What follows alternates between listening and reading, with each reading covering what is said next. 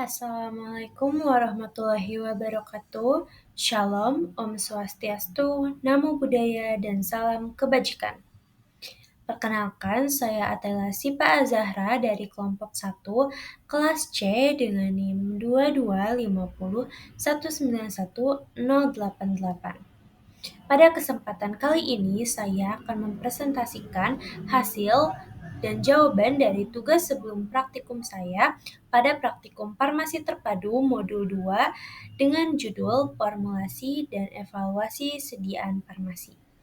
Presentasi ini akan membahas 3 poin utama berdasarkan dari tugas sebelum praktikum, yaitu mengenai evaluasi fisik sediaan tablet dan sirup atau suspensi, fungsi, serta prinsip kerja instrumen, evaluasi mutu sediaan, dan persyaratan stabilitas fisik sediaan, emulsi beserta dengan faktor penyebab dari ketidakstabilannya.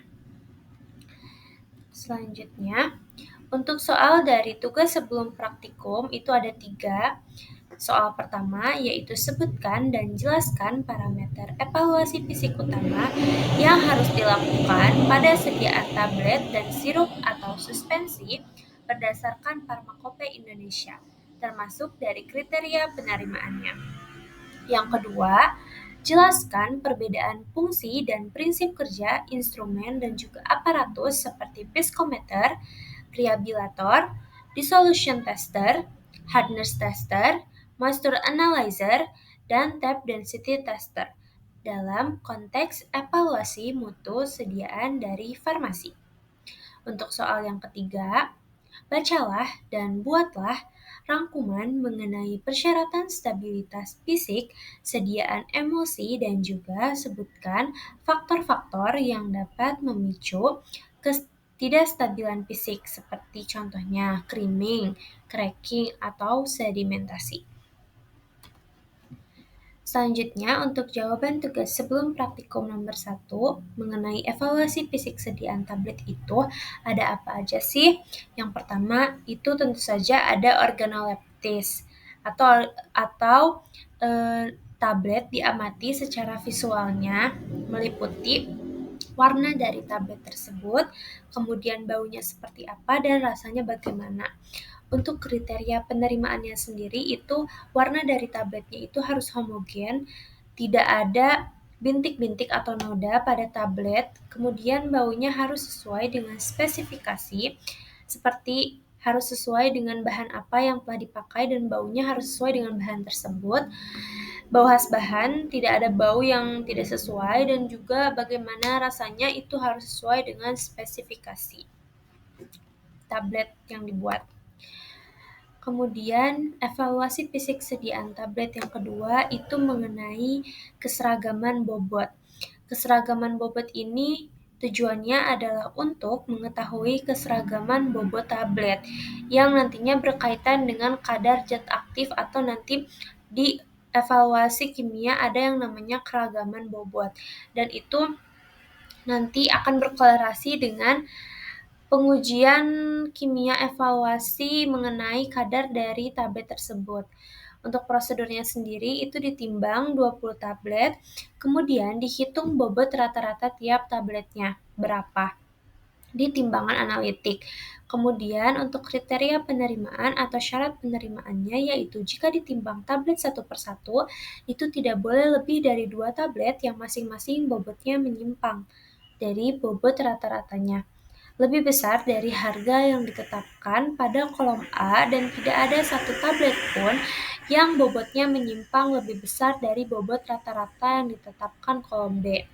Untuk kolomnya terlampir, itu jika bobot rata-rata tablet 25 mg atau mungkin kurang, untuk penyimpangan bobot rata-rata dalam persennya, untuk kolom A itu 15% dan kolom B 30%.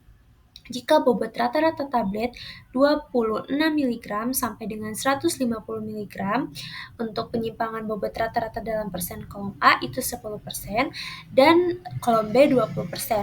Jika bobot rata-rata tablet 151 mg sampai dengan 300 mg, untuk penyimpangan bobot rata-rata dalam persen itu kolom A 7,5% dan juga kolom B 15%. Kemudian jika bobot rata-rata tablet lebih dari 300 mg melebihi 300 mg, untuk penyimpangan bobot rata-rata dalam persennya itu untuk kolom A 5% dan juga kolom B 10%.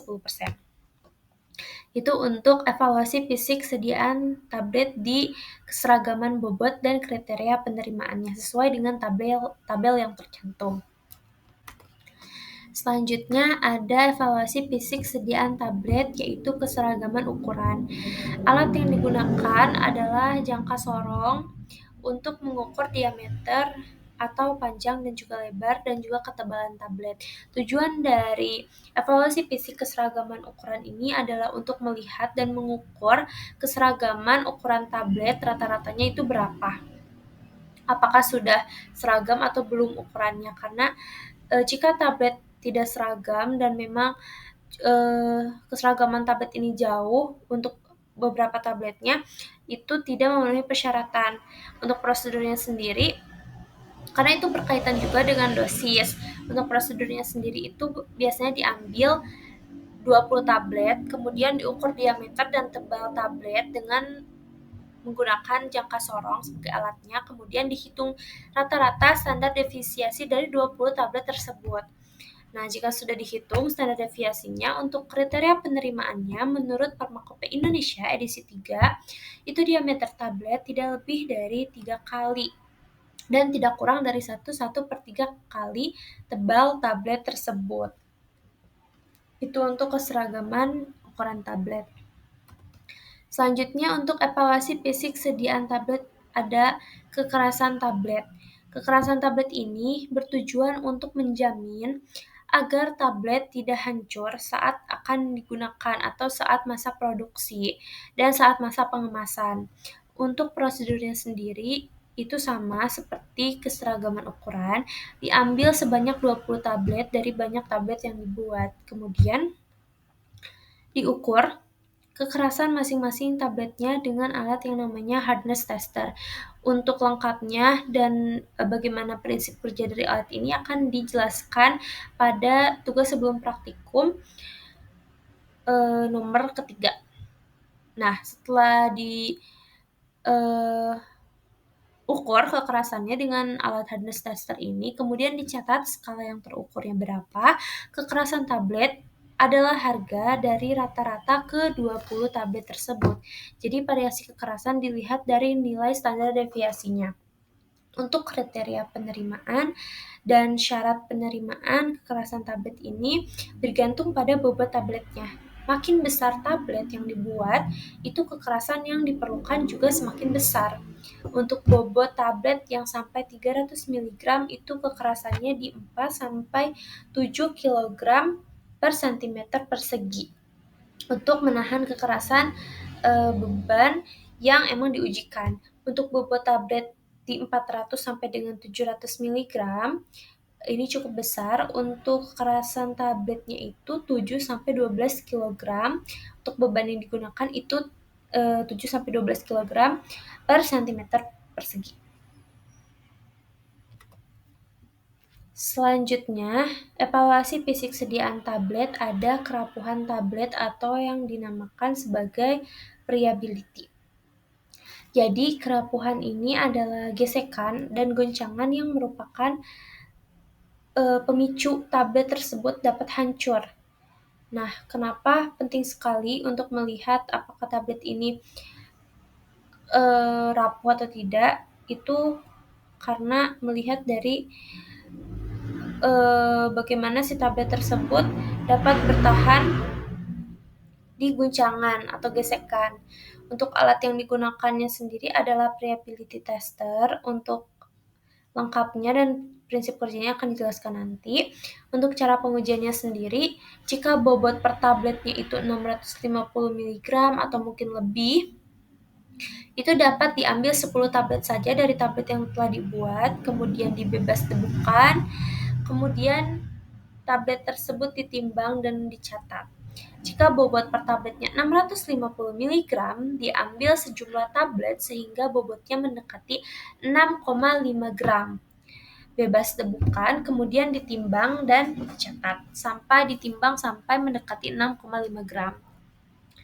Kemudian tabletnya dimasukkan ke dalam alat reliability tester dan alat dioperasikan selama 4 menit, kemudian disetting 25 rpm atau 100 putaran, kemudian tablet dikeluarkan dan ditimbang kembali.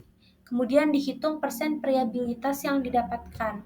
Nah, rumus untuk menghitung persentase kerapuhannya itu tertera di bagian kanan bawah, itu persen variabilitas sama dengan bobot awal dikurang bobot akhir dibagi bobot awal dikali 100%. Setelah dapat persen variabilitasnya, dilihat untuk syarat kerapuhannya menurut Pharmacope itu kurang dari 1%. Jika syarat kerapuhannya tidak memenuhi syarat itu, tabletnya gagal berarti memenuhi evaluasi fisik kerapuhan tablet atau variability ini. Kemudian untuk evaluasi fisik sediaan tablet berikutnya itu ada waktu hancur. Nah, untuk tujuannya sendiri ini untuk menetapkan kesesuaian dari batas waktu hancur yang tertera dalam masing-masing monografi. Uji waktu hancur ini tidak menyatakan bahwa zat aktif atau komponen lain itu harus larut sempurna. Nah, kenapa kita menggunakan waktu hancur ini adalah untuk mengukur berapa sih di waktu berapa tablet tersebut dapat hancur setelah masuk ke dalam tubuh gitu. Alat yang digunakannya sendiri adalah disintegrator tester. Untuk cara pengujiannya itu dimasukkan 6 tablet. Nanti ada 6 tabung juga, masing-masing tabung diisi oleh 1 tablet ke dalam tabung uji waktu hancur, kemudian direndam dalam beker gelas yang berisi air. Kemudian diberi cakram di atasnya dan disetting untuk naik turun keranjang ujinya secara teratur dengan kecepatan biasanya 30 kali tiap menit. Untuk tablet dinyatakan hancur jika tidak ada yang tertinggal di atas kasa pada tabungnya, kecuali fragmen dari bahan penyalutnya sendiri. Semua tablet harus hancur sempurna. Bila ada 1 atau 2 tablet yang tidak hancur sempurna, diulangi pengujian dengan 12 tablet lainnya. Tidak kurang dari 16 tablet dari jumlah 18 tablet yang diuji itu harus hancur semua. Untuk kriteria penerimaan atau syarat penerimaan tablet pada uji waktu hancur itu, untuk tablet tidak bersalut itu sudah hancur di waktu kurang dari 15 menit. Sedangkan untuk tablet yang bersalut tipis dan gula itu harus hancur di waktu kurang dari 60 menit. Seperti itu. Selanjutnya untuk evaluasi fisik sediaan suspensi dan juga sirup. Berbeda dari evaluasi fisik sediaan tablet, untuk evaluasi fisik sediaan suspensi dan sirup ini yang pertama, ini masih sama organoleptik. Untuk yang pertama ini sama juga, pemeriksaan meliputi warna, bau, rasa, dan juga penampakan fisik dari suspensi maupun sirup yang dibuat. Kemudian untuk kriteria penerimaan atau syaratnya yaitu memiliki warna, bau, dan juga rasa yang sesuai dengan yang tercantum pada etiket. Seperti misal, rasa dari suspensinya ini rasa anggur. Nah, untuk rasanya juga pada saat uji organoleptik itu harus rasa anggur gitu. Serta harus tampak homogen tanpa adanya gumpalan, tanpa adanya pemisahan fase, atau partikel besar yang mengendap keras pada botol suspensi ataupun sirup. Nah, khusus untuk sirup, larutannya ini harus jernih. Berbeda dengan sediaan suspensi yang tidak harus jernih, sirup ini harus memiliki penampakan fisik yang jernih untuk larutannya atau sedikit opalesan, tidak keruh dan tidak ada endapan untuk kedua sediaan tersebut, baik itu suspensi dan juga sirup. Selanjutnya, evaluasi fisik sediaan suspensi ini dikhususkan untuk sediaan suspensi, yaitu ada volume terpindahkan. Nah, kenapa ada volume terpindahkan adalah tujuannya untuk memastikan volume cairan yang dikeluarkan dari wadah itu sesuai dengan label yang tertera. Jika di wadahnya itu cairannya ini 150 ml, maka yang keluar itu harus 150 ml. Nah, evaluasi ini dilakukan pada sediaan suspensi saja, karena pada sediaan sirup ini itu sudah berbentuk larutan dan juga sudah homogen gitu. Jadi sirup ini adalah larutan sejati dan tidak memerlukan evaluasi fisik volume terpindahkan. Untuk syaratnya sendiri itu tidak ada satu wadah pun yang volumenya kurang dari 95% dari volume etiket. Jadi jika volumenya kurang dari 95% itu berarti tidak sesuai dengan etiket yang tertera gitu isinya. Jika masih 98 itu masih diperbolehkan. 98, 96, 7 itu masih diperbolehkan. Kemudian untuk volume rata-rata dari 10 wadah itu tidak kurang dari 100% dari volume etiket. Jadi harus sama dengan yang tertera pada etiket. Jika pada etiket 150, maka pada pengujian volume terpindahkan ini harus 100% 150 ml juga gitu. Dalam kasus tertentu, uji dilakukan pada 20 wadah tambahan untuk memenuhi persyaratan yang lebih ketat. Jika memang 10 wadah ini tidak memenuhi persyaratan juga, maka dilakukan kembali uji volume terpindahkan pada 20 wadah suspensi seperti itu. Untuk evaluasi fisik sediaan selanjutnya yaitu ada uji viskositas. Nah, uji viskositas ini tujuannya adalah untuk mengetahui seberapa besar konsistensi sediaan dan menunjukkan kekentalan dari suatu sediaan tersebut. Alat yang digunakan yaitu alat viskometer Stormer. Untuk viskositas yang terlalu tinggi dapat menyebabkan masalah penuangan suspensi ataupun sirup dari wadah dan sulitnya sediaan untuk terdispersi kembali. Jadi melihat kekentalan dari sediaan tersebut gitu. Nah, syarat harus memenuhi rentang viskositas yang ditetapkan pada kecepatan putaran tertentu, misalnya di 30 rpm.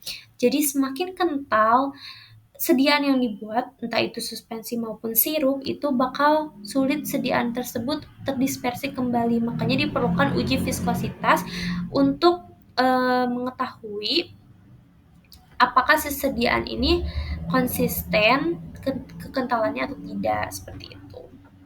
Dan memenuhi persyaratan atau tidak dari kekentalannya. Kemudian, evaluasi fisik sediaan suspensi selanjutnya ada uji sedimentasi. Uji sedimentasi ini tujuannya adalah untuk mengukur volume endapan yang terjadi setelah penyimpanan untuk menentukan stabilitas dan kemampuan dispersi kembali. Jadi, uji sedimentasi ini mengukur endapan yang sebelumnya sediaan tersebut telah disimpan dan sudah terjadi endapan gitu di bawahnya. Apakah dengan dikocok sediaan ini akan larut terdispersi kembali atau tidak gitu. Dan uji ini hanya dilakukan pada sediaan suspensi karena pada sediaan sirup itu adalah larutan sejati seperti yang tadi dikatakan gitu ya. Sirup adalah larutan sejati dan sudah homogen. Jadi untuk evaluasi uji sedimentasi ini hanya dilakukan pada sediaan yang berbentuk suspensi. Untuk syarat pengendapan yang terjadi itu harus mudah didispersikan kembali dengan pengocokan ringan untuk menghasilkan suspensi yang homogen kembali. Nah, untuk parameter pengendapan dari suatu suspensi dapat ditentukan dengan mengukur volume sedimentasi yang ditandai dengan tanda F, yaitu perbandingan volume akhir endapan VU dengan volume awal sebelum terjadi pengendapan atau V0. Nilai volume sedimentasi F mendekati 1, menandakan suspensinya itu cukup stabil. Nah, untuk evaluasi fisik sediaan suspensi atau sirup selanjutnya itu ada uji pH. Uji pH ini tujuannya adalah untuk mengukur derajat keasaman atau kebasahan suspensi dan juga sirup. Alat yang digunakan pada uji pH adalah pH meter digital. Syarat pH yang harus berada dalam rentang pH yang aman pada kedua sediaan itu. Untuk pH sediaan suspensi oral dan sirup umumnya berada dalam rentang 4 sampai 7, kecuali ditetapkan lain dalam monografi masing-masing zat aktif. Jadi harus berada pada rentang 4 dan juga 7. Itu rentang yang aman dikonsumsi gitu. Nah, selanjutnya evaluasi fisik, sediaan suspensi dan sirup. Yang keenam itu ada uji bobot jenis. Uji bobot jenis ini diukur dengan menggunakan piknometer yang sudah ditimbang dalam keadaan kosong. Untuk piknometer ini diisi dengan aqueous terlebih dahulu dan ditimbang untuk mendapatkan berat piknometer. Kemudian suspensi dimasukkan ke dalam piknometer dan ditimbang. Bobot jenis dihitung dengan membagi bobot suspensi dengan volume yang ditentukan oleh piknometer atau dengan membandingkan bobot zat dengan bobot air pada volume dan suhu yang sama. Untuk syarat uji bobot jenis suspensi tergantung pada pembawanya. Jika pembawa berupa air, bobot jenis suspensi harus lebih besar dari 1 gram per mili. Maka bobot jenis suspensi yang mengandung zat terdispersi akan umumnya lebih besar dari 1 gram per mili. Untuk syarat uji bobot jenis sediaan sirup itu harus memiliki bobot jenis antara 1,30 sampai 1,32 pada suhu 25 derajat Celcius sesuai dengan Farmakope Indonesia.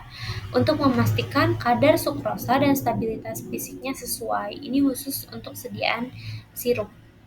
Untuk yang terakhir. Kemudian ini yang terakhir, evaluasi fisik sediaan suspensi dikhususkan kepada sediaan suspensi saja, itu ada uji redispersibilitas. Redispersibilitas ini sama seperti sedimentasi, yaitu untuk mengukur kemampuan endapan untuk kembali homogen setelah dikocok. Suspensi yang baik harus mudah terdispersi kembali tanpa membentuk gumpalan atau lapisan keras di dasar wadah dari suspensi tersebut. Nah, uji ini hanya dilakukan pada uji suspensi saja dan tidak pada sirup, karena sirup adalah lautan sejati. Dilakukan dengan mengocok sediaan yang telah dibiarkan mengendap sebelumnya. Dan dilihat apakah setelah dikocok sediaannya kembali homogen atau mungkin ada endapan gitu. Untuk syarat dari Farmakope Indonesia, endapan itu harus mudah terdispersi kembali menjadi campuran yang homogen.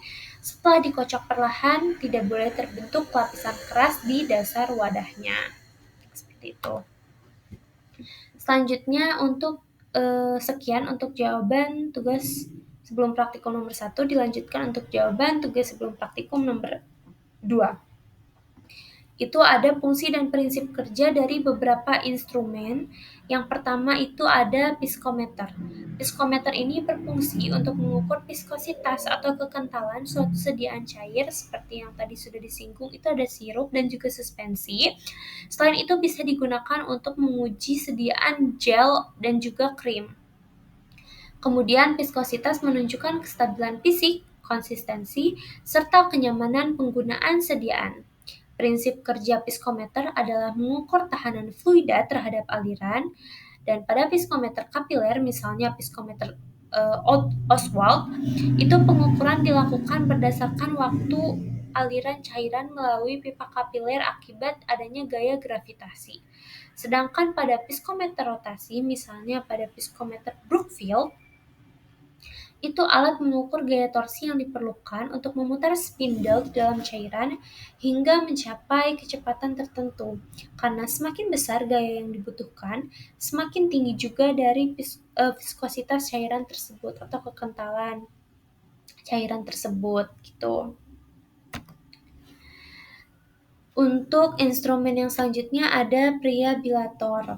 Nah, preabilator ini digunakan untuk mengukur daya tahan mekanik tablet terhadap gesekan dan tumbukan yang terjadi selama proses penanganan, pengemasan, atau distribusi. Tadi sudah disinggung juga ya preability tester. Nah, alatnya itu menggunakan preabilator. Untuk fungsi utamanya adalah untuk menilai preabilitas atau kecenderungan tablet menjadi rapuh dan juga hancur. Prinsip kerjanya sendiri yaitu tablet diputar dalam drum berputar dengan kecepatan 25 rpm selama 4 menit, di mana tablet jatuh berulang kali dari ketinggian tertentu, dan setelah prosesnya selesai, tablet ditimbang kembali untuk menentukan persentase kehilangan bobotnya. Dan menurut Farmakope Indonesia, tablet yang baik memiliki kehilangan bobot itu tidak lebih dari 1%, yang menandakan ketahanan fisiknya itu memadai gitu dan lulus uji gitu. Kurang dari 1%. Untuk instrumen yang ketiga itu ada hardness tester. Hardness tester atau alat uji kekerasan tablet ini berfungsi untuk mengukur gaya yang diperlukan untuk memecahkan tablet. Parameter ini penting karena berhubungan langsung dengan waktu hancur dan juga kecepatan disolusi tablet. Prinsip kerjanya yaitu tablet diletakkan di antara dua plat logam, kemudian salah satu plat memberi tekanan secara bertahap hingga tabletnya pecah. Nilai kekerasan biasanya dinyatakan dalam satuan kilogram atau kg, kilogram force kgf, atau newton n. Kekerasan tablet yang terlalu tinggi itu dapat memperlambat disolusi, sedangkan yang terlalu rendah dapat menyebabkan tablet mudah hancur selama penanganan. Nah, untuk instrumen yang keempat itu ada dissolution tester. Dissolution tester ini berfungsi untuk menentukan laju dan juga jumlah zat aktif yang terlarut dari sediaan padat, seperti pada tablet atau kapsul dalam medium pelarut tertentu. Tadi tujuan utamanya ini untuk menilai bioavailabilitas in vitro, yaitu kemampuan obat melepaskan zat aktifnya sebelum diserap tubuh. Jadi kita tahu gitu di waktu kapan sih si tablet ataupun kapsul ini dapat hancur di dalam tubuh. Jadi nanti untuk suhunya sendiri disesuaikan dengan suhu tubuh. Untuk prinsip kerjanya yaitu sediaan dimasukkan ke dalam medium pelarut, biasanya itu pada air atau mungkin pada buffer pada suhu 37 derajat Celcius. Kemudian diaduk menggunakan upright pedal, dayung, atau basket keranjang di basket dengan kecepatan tertentu. Sampel larutan ini diambil pada waktu yang telah ditentukan dan kadar zat aktif diukur secara spektrofotometri atau kromatografi nantinya setelah dilakukannya dissolution tester ini. Nah, selanjutnya untuk fungsi dan prinsip kerja instrumen, yang terakhir itu ada tap density tester. Untuk gambar dari instrumen-instrumennya tadi terlihat gitu ya di kanan bawah, dapat dilihat juga dan terbayang gitu jadinya. Nah, untuk tap density tester ini berfungsi untuk mengukur kepadatan serbuk atau juga granul setelah dilakukannya pengetepan atau tapping. Nah, parameter ini digunakan untuk menilai daya alir atau flowability dan kompresibilitas serbuk sebelum proses pencetakan tablet. Prinsip kerjanya yaitu serbuk dimasukkan ke dalam silinder terukur. Nah, di sini terlihat gitu ya silindernya. Lalu alat melakukan pengetepan berulang pada ketinggian dan frekuensi tertentu hingga volume serbuknya stabil. Jadi kita menghitung gitu pengetepan di 100 tuh berapa, kemudian di 50 tuh berapa, biasanya seperti itu. Dan ada sentimeternya, berapa milinya biasanya itu pakai gelas ukur. Kemudian semakin kecil perubahan volume setelah tapping, semakin baik daya alir dan konsistensi partikel serbuknya. Sekian untuk jawaban tugas sebelum praktikum nomor 2, dilanjutkan ke jawaban tugas sebelum praktikum nomor 3. mengenai rangkuman persyaratan stabilitas fisik sediaan emosi dan faktor penyebab ketidakstabilannya. Untuk persyaratan stabilitas fisik emosi itu harus memenuhi kriteria seperti yang pertama, tidak terjadi pemisahan fase, tidak ada creaming ataupun cracking selama penyimpanan. Yang kedua, ukuran dan juga distribusi globul minyaknya itu harus tetap seragam dan tidak mengalami koalesensi. Yang ketiga, penampilan tetap homogen tanpa adanya perubahan warna, bau, atau viskositas yang signifikan. Yang keempat, tidak terjadi perubahan pH yang signifikan selama masa simpan. Yang kelima, mudah reemulsifikasi setelah pengocokan, ringan bila terbentuk lapisan ringan reversible creaming. Kemudian yang keenam itu tidak terjadi pertumbuhan mikroba yang dapat mempercepat kerusakan sistem. Nah, untuk faktor-faktor yang memicu ketidakstabilan fisik emosi, yang pertama itu ada creaming atau pengendapan naik atau turun dari fase terdispersinya. Terjadi karena perbedaan densitas antara fase minyak dan air serta ukuran globul yang terlalu besar. Nah, creaming ini biasanya bersifat reversible dan dapat diperbaiki dengan pengocokan ringan. Biasanya dipicu oleh ukuran partikel yang besar, viskositas yang rendah, atau penyimpanan pada suhu yang lumayan ekstrim. Yang kedua itu ada cracking atau breaking, yang merupakan pemisahan permanen antara dua fase akibat hilangnya lapisan emulgator di permukaan globul. Jadi jika sediaan emosi ini mengalami cracking atau breaking itu sudah tidak dapat diperbaiki gitu karena sudah rusak gitu. Emosi tidak dapat direemulsifikasi kembali, biasanya dipicu oleh pH yang tidak sesuai dengan rentang kestabilan emulgator. Oleh karena itu, sebelum kita membuat sediaan emosi itu harus dilihat dulu rentang stabil emulgatornya ini di pH berapa gitu, agar tidak terjadinya cracking. Kemudian penambahan elektrolit, suhu tinggi, karena semakin tinggi suhunya, maka semakin kering gitu dan semakin banyak potensi untuk nge-crack dari si sediaannya tersebut atau mikroba yang dapat merusak emulgator. Kemudian yang ketiga itu ada sedimentasi. Biasanya ini terjadi pada emosi tipe water, itu air dalam minyak, di mana fase air ini lebih berat mengendap ke bawah daripada fase minyak.